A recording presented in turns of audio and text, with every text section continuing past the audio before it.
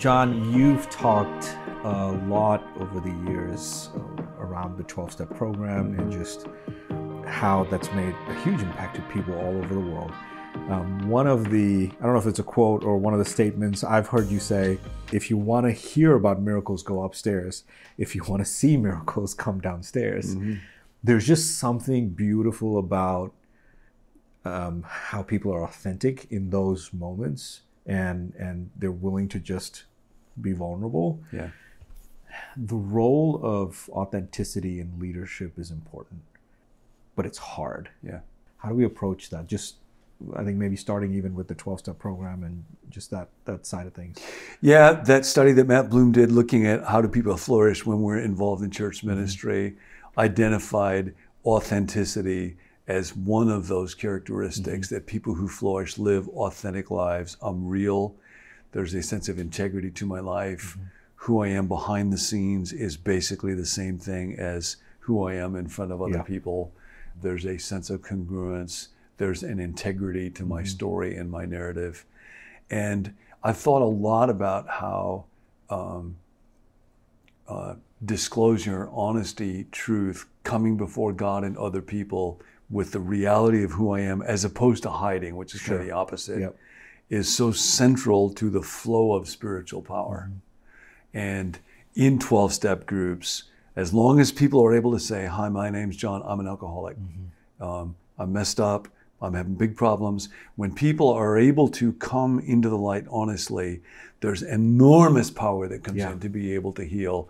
But as soon as that stops, as soon as there's hiddenness, it's like an electric circuit where the power gets broken. Yeah. And I've thought it helped to explain to me what's otherwise a really strange story in the New Testament. In the book of Acts, there's this couple, Ananias and Sapphira. And other people are being real generous, selling fields, bringing money, laying at the apostles' feet. And so they think, oh, I'd like to have a reputation like that. I'd like to have people think of me in that way. So they get some money, but they hold back part of it themselves, and they just bring part of it, but they make it sound like they brought it all. So the problem isn't a financial problem. It's not that they kept some, it's deception. Yeah. And if you know the story, I'm sure you do, first he dies and then the wife dies. And that seems a little severe. It's like, man, God, couldn't there have been a little 2-minute warning or something? And I'm sure God will have cared for them in eternity in whatever way will serve them the best. But what struck me about that is it's almost like the fall that was in the Garden of Eden in the Old Testament takes place in the church there. Because up until that time, essentially, the church had been this place where people would come together. The Acts text says they ate with glad and sincere hearts. So they're bringing their real selves. And this is the first time we see where there is deliberate hiding. And that's the one act that power cannot overcome to keep healing. Whatever I've done, if I can honestly, acknowledge it, if we confess God is faithful and just to forgive, then power can flow. But when I hide, when I become inauthentic, when I try to convince you that I am somebody that I am not, that just shuts everything down. And we think that this is something we struggle with now because of social media, because you want to pretend you're someone and you get to hang out at certain places and you want to look a certain way and present. But this goes before social media ever existed. It's the issue of the heart. And I keep thinking about courageous authenticity. Like you wouldn't need to be courageous if it was easy, but it is hard though, because I know, at least for me, the struggle is, if people really know who I am, would they still like me? Would they accept me? And as a leader, that's something that leaders often struggle with. And so that's where they're tempted to go, man, I don't know what I can share. And you've been in leadership circles. There's also good advice around don't share everything with everyone, right? I mean, so how do you, how authentic should you be? And how do you find the right balance there? Is there a balance? Dallas Willard in Renovation of the Heart tells a wonderful story about his little granddaughter, Alyssa, who at the time I think was maybe 4 years old. And she's playing, and Jane, her grandmother, Nana, is sitting next to her reading a book. And Alyssa wants to play in the mud. She's got the hose going, he's making mud. And Jane tells her, don't play in the mud, you're making a mess. but she wants to play in the mud. Yeah. So eventually what she says is, don't look at me, Nana. Don't look at me. So it's like she's going to play in the mud. Yeah. And then Dallas writes, thus the tender heart of a child shows us that how necessary it is for us to be unobserved in our wrongdoing. That it's the nature of our condition that we want to do things that we know we should not do, or we want to not do things that we know we should do. And that always requires hiddenness. Yeah. So all the way back to Genesis, where are you? And Adam was hiding. And so we all tend to hide. Yeah. And so I think we start by saying, yep, that's what I do. And I'm always tempted and often fall to try to make myself look better than I actually am. But what about the fear, though? And I know we talked about this with Nancy. Like fear, in my notes, I think it was like fear stops us from asking the right questions, from doing things we're supposed to do. Like it just causes the wrong emotion, you know, or the wrong results show up because of fear. It is a scary thing to be authentic. Yes. And it's not just being authentic with people, but being authentic with God. Yeah, yeah. And being still enough to say, well, and it's interesting, in the 12 steps, the fourth step is we did a fearless and searching moral inventory. And then the fifth step, admitted, confessed the exact nature of our wrongs to ourselves, God, and one other person. Yeah. Turns out it's much harder to confess to another person when you get detailed with it than it is to God, because that other person has a body and I'm looking at that face. And I do think it's very important for leaders to understand what's appropriate to share with whom. I think about a pastor I know who was talking to some people about his marriage. And he said, you know, my marriage, I would give it about a C-, and I don't think it'll ever be any better. Well, he put a burden on people there, because now everybody there's really worried, is his marriage going to make it? And eventually it didn't. Eventually he got a divorce. So he was kind of using the crowd for therapy. Sure. So as a preacher, for example, I will ask, what can I disclose that people need to hear, not what do I have a need to say? And I need to have good friends. I may well need to have a therapist that I can reveal things to, where I don't have to worry about taking care of that person. But if I'm a leader or if I'm pastoring, I always need to filter what I'm saying through a lens of, is this going to put a burden on these people that is not fair to them? So I think it's really good for people to keep that in mind. And on a practical level, if you're a preacher, authenticity is a critical part of that, but not fake authenticity. It's not the, right? I mean, yes. Actually, that leads to something. Can I borrow your journal? So Andy Crouch wrote a terrific book. I think it's called Strong and Weak. And he's writing about two topics that are real important for everybody, but especially for people that have organizational leadership positions. And that involves having authority and being vulnerable. And he writes how often we think of those two qualities as though they're at opposite ends of a spectrum. Either you have a lot of authority or you're really vulnerable. But that they're actually two separate things on their own continuum. And so you can be high in authority or you can be low in authority. And at the same time, you can be high in vulnerability or you can be low in vulnerability. So that actually creates a little 2x2 box. And so if I'm high in authority and high vulnerability, that goes back to Genesis 1, to be made in the image of God. That's very high authority. And they were naked and not ashamed. To be naked is to be very vulnerable. So human beings were actually created to be high in authority and to be high in vulnerability. And if you think about Jesus, he is the Son of God, the second person of the Trinity, the Messiah, that's very high in authority. and he humbled himself to obedience unto death, even death on a cross. You don't get more vulnerable than that.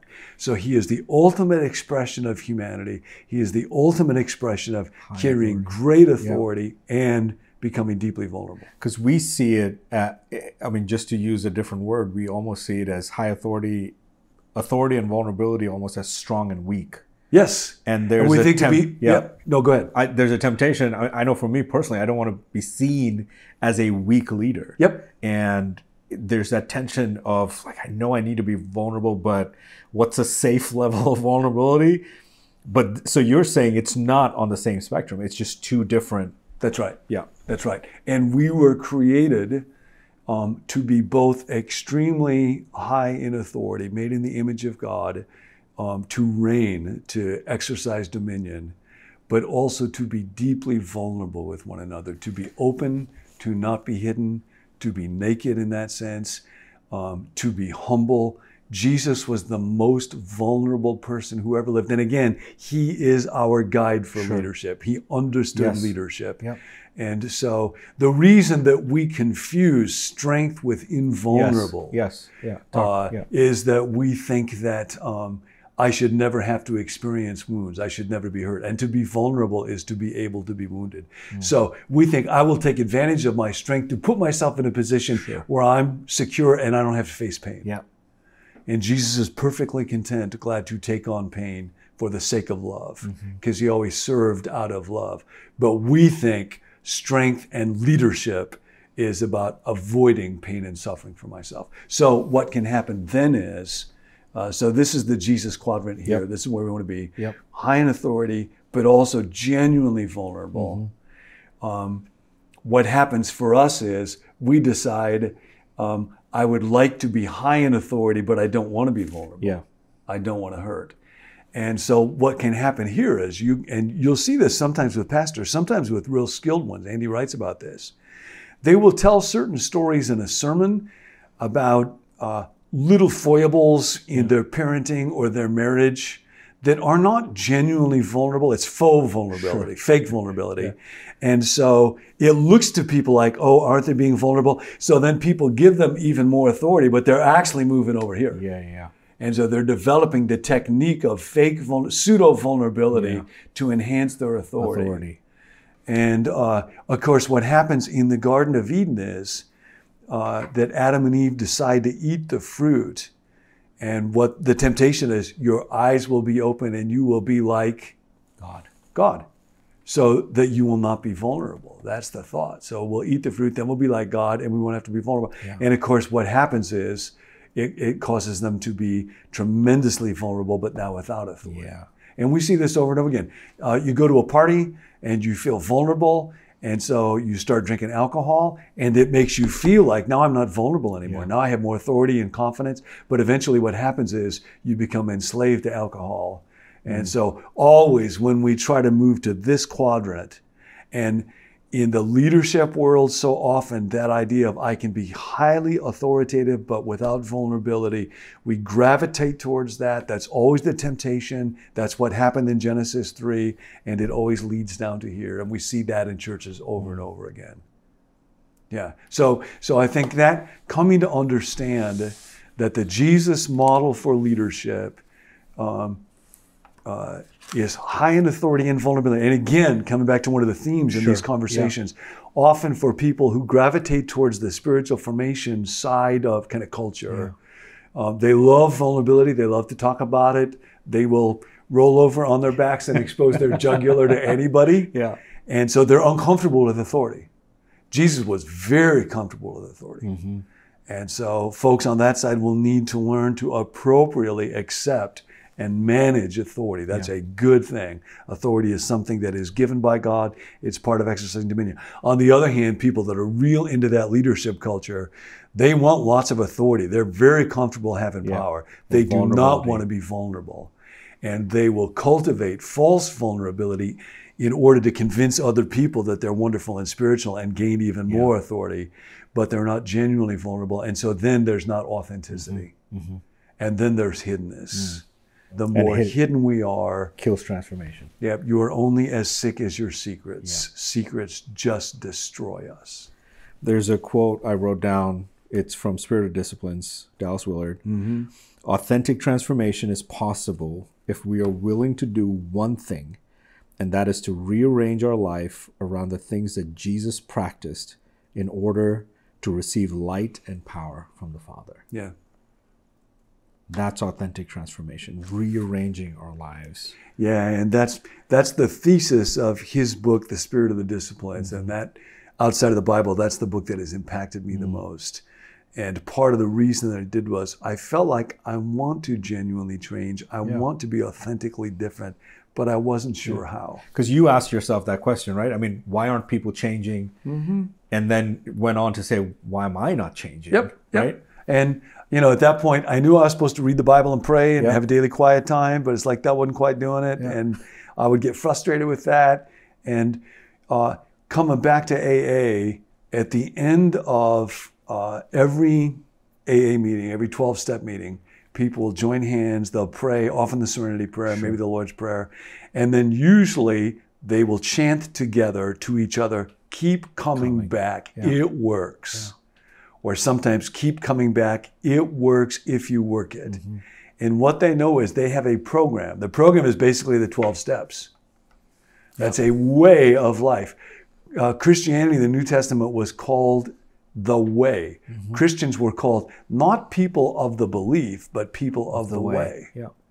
And what's needed is a concrete, actionable way of life that's not mechanical, legalistic, or arbitrary, but has the power to bring about genuine transformation.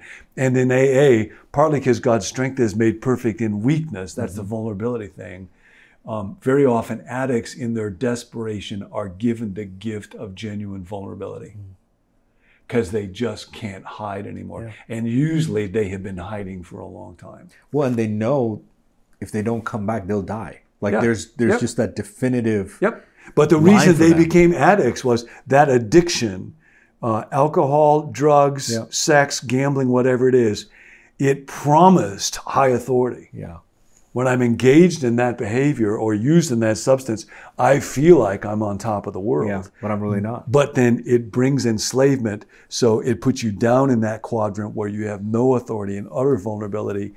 But the strange, painful gift of that is a desperate need for God that is so strong that it overcomes my resistance to authenticity. And I'm able to say, I'm a mess, I'm needy. And the problem that many of us have, especially in leadership, is our lives are manageable enough that we are not willing to go to desperately truthful authenticity. I remember talking to you and you said one of the sayings that they have in AA is, I can't, he can, I think I'll let him. And I remember you saying that. I thought to myself, I thought I was not supposed to say I can't. I'm supposed to figure it out. Like if I'm here, if I'm leading in this position, if I've been asked to steward something, I need to be able to, like, if I say I can't, then why am I here? Because I exist to be able to talk to folks that are leading right now for a moment about just that issue. Yeah. And I think that's a summary of the first 3 steps. And the first step is admitted that we were powerless over alcohol and our lives had become unmanageable. And I cannot overcome my addiction and I cannot manage my life. And it's only when somebody honestly gets to the place of desperation with that they're willing to go through the pain of that way of life, of the 12 steps, of actually doing a fearless and searching moral inventory and acknowledging that to somebody else and making amends. Yeah. So that realization, I cannot do this, is necessary. That all comes from Jesus. I mean, that's Paul, who was given, he called it a thorn in his flesh. Nobody knows what that is. Maybe it was an addiction of some kind. Yeah. He asked God to take it away. God says nope. And finally what God says is, not that I will take away the thorn, but my grace is sufficient. My strength is made perfect, not in strength. Yeah. That's what leaders are prone to mistake. my strength is made perfect in weakness, because then I see God is the one that's doing it. And that's the secret of the power of AA. And it's the secret of the power of church. You know, Paul boasted in his weakness. He said, I will glory in my weakness. And we think of that as spiritual sounding words. Instead of, no, we see that precisely in AA. It's that recognition, I can't. But then I discovered there is a way of life. But it always begins with surrender, because that's what brings the motivation to be deeply, rawly honest, and to die to all of that pride. And leaders need that more than anybody. And I can't, I think like this is the thing that's hitting me. I can't doesn't mean low authority. I can't means high vulnerability. That's exactly correct. Right? Because I think we confuse I can't with, oh man, I'm just weak. Yes. And you go back to that old understanding of either I'm strong, which means I can, or I'm weak, which means I can't. But no, I can't is high vulnerability. The I can't is not grounds for passivity. People sometimes understand that. And it's not hopelessness. You are not hopeless. It is that I am not self-sufficient. And I will have to find my life rooted in a power greater than myself. And so that's the second step. Came to believe a power greater than myself could restore me to sanity. He can. And then made the decision to turn my life and my will over to God. So I think I'll let him. So it's the opposite of passivity. It's extremely active. And there is tremendous power and strength, but it's not generated by me.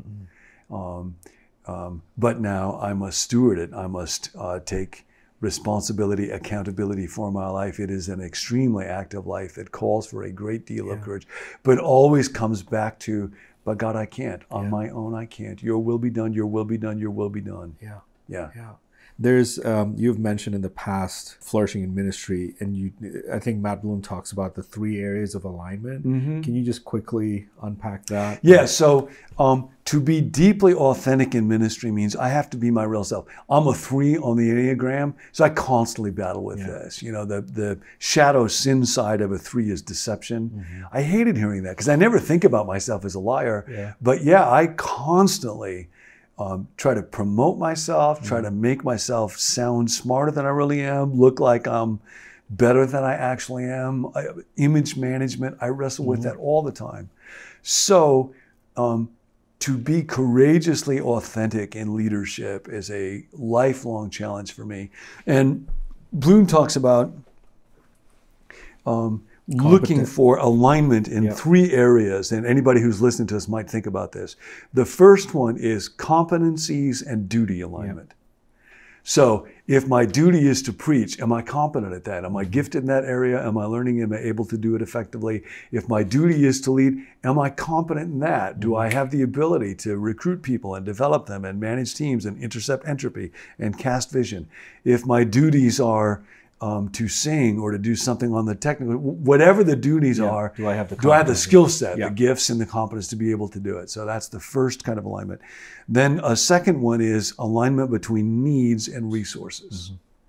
So that could be, I'm working at a place, but they're just not paying me enough money. My family's really struggling. Are there the financial resources available? That might be, I need other people on the team who are better at me at doing certain things. It might mean technology. We could do so much if we had technology available for us, or further training. So asking that question, are there the resources in place that meet the needs that are needed to achieve mission?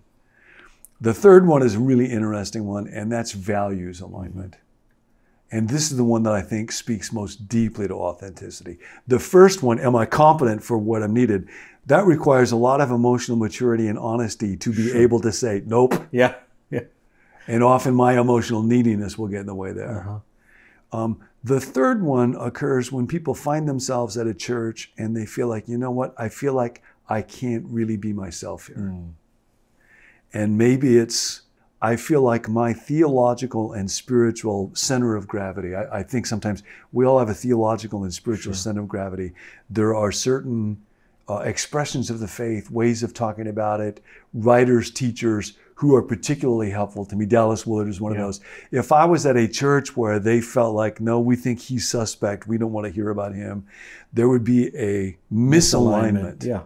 And that's at the value level. That's in terms of theology. Could be conservative, liberal, charismatic, could be philosophy of ministry, contemporary, whatever it is. But that sense of, that sense when you're at a place where you feel like, oh, I can bring my whole self here. I can talk about how I think about God and faith and spiritual life and spiritual growth and philosophy of ministry and how we ought to move forward and the kind of strategy that makes me resonate, how I think Christians should think about politics and so. And when there's a mismatch there, folks are tempted into what is called by somebody facades of conformity. A facade is a false front. I will pretend to think things I don't really think. I will pretend to believe things I don't really believe. I will not say things that I'm really thinking. And that's death. And that is not sustainable. And then leaders end up leading hidden lives. What about for the leader that took that or is getting ready to take that courageous step of authenticity, or maybe they did, and there's just shame associated with it? And how do we remind them there's hope? How can a leader feel like, what I've done is not who I am? Just either they were forced into that authentic moment or they willingly did. But in the kingdom. I'm so glad you raised that question, because I know lots of folks listening will be in pain because they know there's a gap between the person they really are and what they're presenting to other folks. One of the questions they'll sometimes think about that is the life I'm inviting other people to live the life I'm living myself? Because Jesus invited people to live in the kingdom, and that's a life that is unhurried, surrendered, and free. But often churches, we have leaders who are busy, pressured, anxious, frenzied, afraid. And they think it's okay to do that so that they can convince lots of other people to give up their lives and enter into Jesus' way of life. But Jesus cannot have planned for leaders to give up his kind of life in order to convince other people to give up everything to enter into his kind of life. But for sure, as soon as I sit back quietly and start to think about that, I will feel this sense of shame. I think of being in a situation where there was a leader there who could be quite intimidating to me, and I know I did not bring my true, courageous, authentic self there because of my own fear, and then their shame. So for everybody who has that sense of hiddenness right now, I would start by saying, know that even with that gap and even with that hiddenness, you are loved by God. And God will be with you as you seek to make your way out of that hidden spot. And the misery and pain of hiddenness is much greater and much more damaging than the pain of transparency. It doesn't feel that way. When somebody is living in hiddenness, it feels like if people were to know about that, it would be the worst. But I know what it feels like when there's a whole lot of loss and a whole lot of folks know about that. And the surprising truth is it's survivable. And that's why oftentimes if people have been in ministry areas involved in misbehavior on sexuality or finances or something, when it becomes known, that's initially an awful and painful thing. But very often on the other side of it, there can be freedom and healing because they realize the pressure and pain of living in hiddenness and being compartmentalized was disintegrating my soul. And when it becomes known, it actually becomes possible to live in a kind of wholeness. Always when people end up in a ditch like that, part of what was going on was they were not living with a sense of joy and confidence with God. And that's what made them say, I have to take care of myself. I'm miserable, so I deserve this behavior, this activity, this illicit, this something, because that's feeding something that was empty inside their soul. Or busyness. Totally. Yeah. Yep. Yeah. No, because then it becomes, there's this sense of, okay, God, I'm doing all this stuff for you. I can't trust you to take care of me, so I got to take care of me. Yeah. And so to know that God loves you despite that shame. And then I would begin to pray and ask, who is a safe person in your life that you can tell everything to? And I think for people who are involved in leadership particularly, it is an indispensable need to have a fully disclosing friend in your life. Yeah. And I have one of those in my life, and it's somebody where many, many years ago I decided I don't want to have any secrets before him. Mm-hmm. And so it was really hard work, and it took some time to just reflect on my life and think, what's the most painful, most embarrassing stuff? Yeah. Often that would involve areas of sexuality, sometimes pride, sometimes lies that I had told and deception. And to push myself to tell him all those things, that was really hard. And it still is. That's an interesting thing about vulnerability. Scott Peck he wrote a lot about community. Mm-hmm. And he said, one of the stages on the way to community is pseudo-community. Mm. And that's when we know each other, but we're polite and we collude together not to disagree or to go to places that would be awkward. Yeah. And so if we're going to get out of pseudo-community, we have to go into what he called the tunnel of chaos. Oof. Yeah, because it's uncomfortable. It's always uncomfortable. It's chaos because you don't know what's going to happen. And it's always scary. It's never not scary. So even after all these years with Rick, it will still be the case when I've done something and I don't want to talk about it and it's embarrassing and I feel petty, I still have to take a deep breath to tell him. Yeah. Vulnerability always involves saying the scary thing. Mm. But if you're part of a team and it feels kind of boring or kind of stagnant, what's going on is there's a lack of vulnerability there. Mm.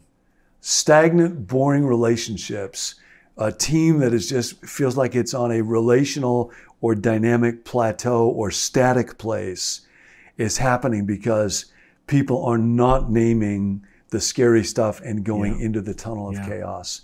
And so the tunnel of chaos. Having a person where I can do that privately and they're real safe, and then they can help me figure out how do I move into greater authenticity and delight in my position of leadership with the folks where I'm leading and the people to whom I'm accountable.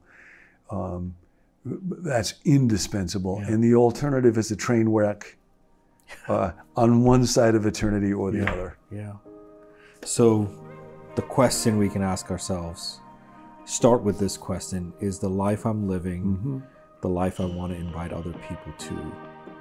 And then from there, who is a safe person that I can tell everything to? Yeah. Courageous authenticity.